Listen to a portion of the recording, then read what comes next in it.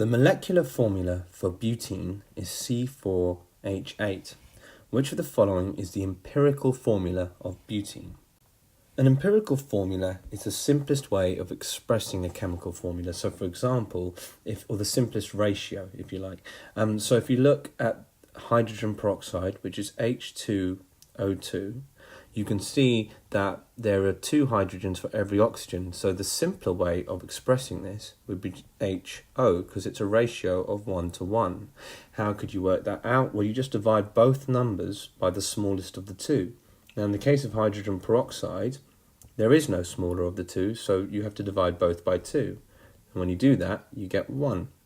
But when you write a chemical formula, you don't have to write 1 there, so you just write the element symbol, because it represents 1.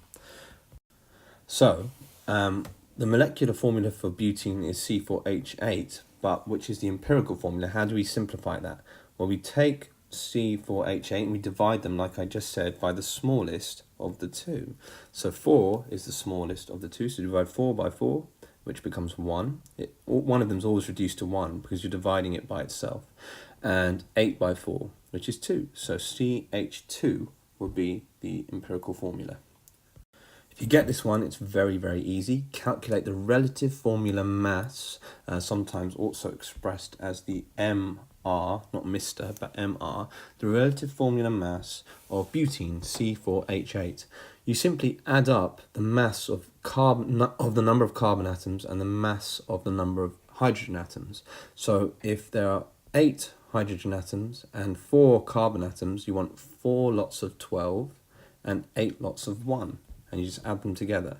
So 12 times 4 plus 1 times 8 will give you 56. Make sure you take the time to check you've done this correctly. And if you don't have a scientific calculator or you're not sure how to use one, do these separately, work out the answers, then add the answers together. Don't take a risk, it's not worth it.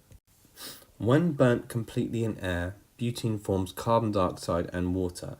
Balance the equation for this reaction by putting numbers in the spaces provided.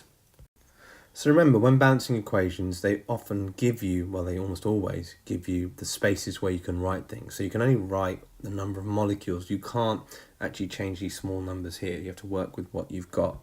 So the first thing you do is you draw a line separating the reactants from the products, products, and then you list the different elements in the order they appear, and then on this side you list the elements again. They'll always be the same because mass is conserved. You can't create a new element if you only got these raw materials to start off with. You list them in exactly the same order as they were here, not necessarily the order they appear here, because then it'll get confusing because you need to compare across. So notice here it's CHO, but here it's COH, but I've still written it as CHO.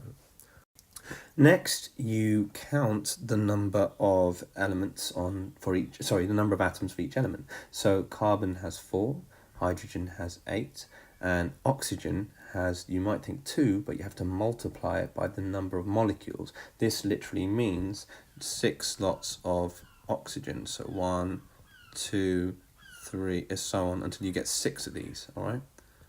Which is why you have 12 atoms. So 6 times 2 is 12. On this side, we have 1 carbon.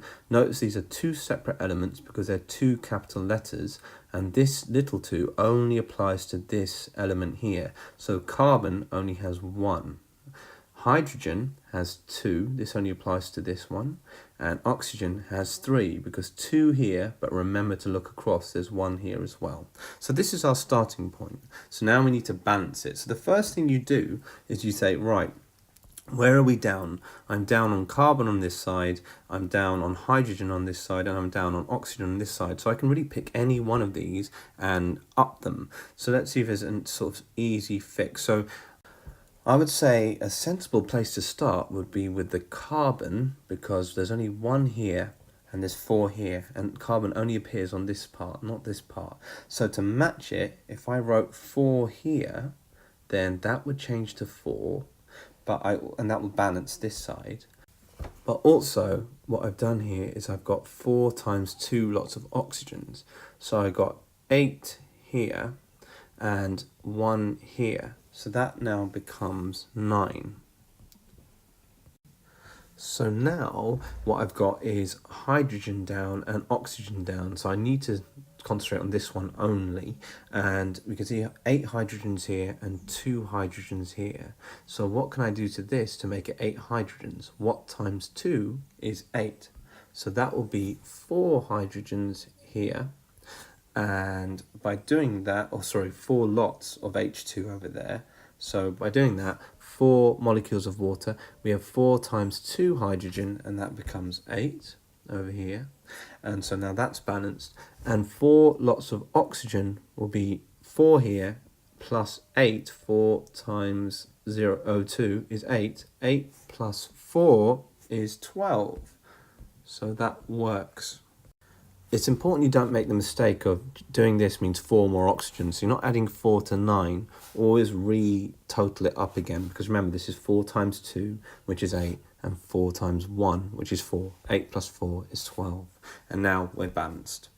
So the answer to this one is 4, 4. If balancing equation stresses you out because you feel that you spend a lot of time on it, leave it till the end, but do always give it a go. And it is a skill you want to master before you go into any paper, whether it's foundation, higher or triple, because you are undoubtedly going to get at least two questions, which will probably could account for a grade in the exam. Describe the test to show that a gas is carbon dioxide. Well, there's a liquid which if you bubble carbon dioxide into, you can see it turns cloudy. That liquid is called lime water. So this is a really easy 2-mark answer. You just say use lime water. It will turn from clear to cloudy. It's really important that you say it will turn from clear to cloudy. Whenever you're describing a chemical test, what's the original state and what's the new state? Okay, and what chemical are you using?